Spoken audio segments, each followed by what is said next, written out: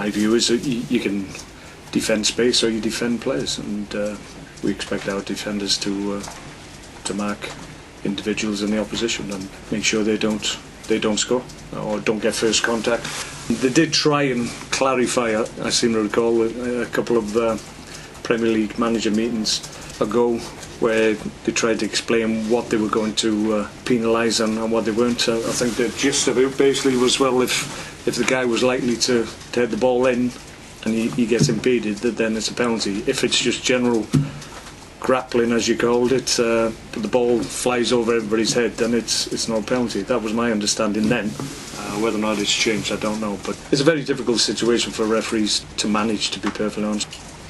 No, on the night we're second best, and they were an impressive team that we faced. So we've got another one at the weekend as well. We've arguably the last two games we've conceded 4 goals in each, but we've met the two teams that are in the best of form at this stage of the season. So we're not the only ones that they've turned over in recent weeks. So doesn't help us to any great extent, but we expected to do better. But we've got another opportunity at the weekend, and we need to obviously not be quite as open. We know whenever we turn out at Bet365 Stadium, we have to perform. I brought a number of players there who've had really successful careers in Man City, and I'm always pleased for them individually. But certainly the club's moved on vastly from the point where I took over, where really, if we're honest, Man City were a mid-table Premier League club.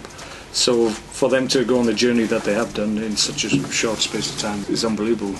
But obviously if you've got the resources and you've got the means to affect change and get good people in the right positions, then you can be successful, obviously.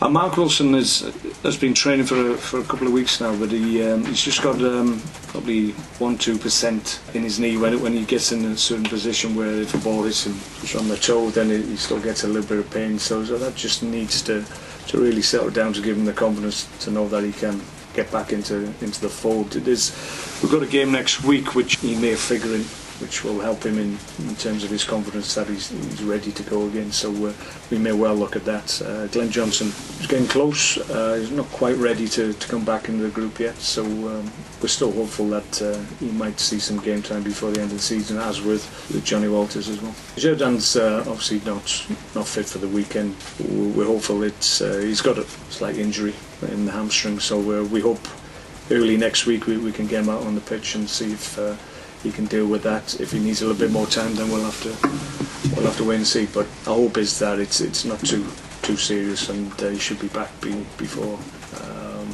the end of the season. Certainly.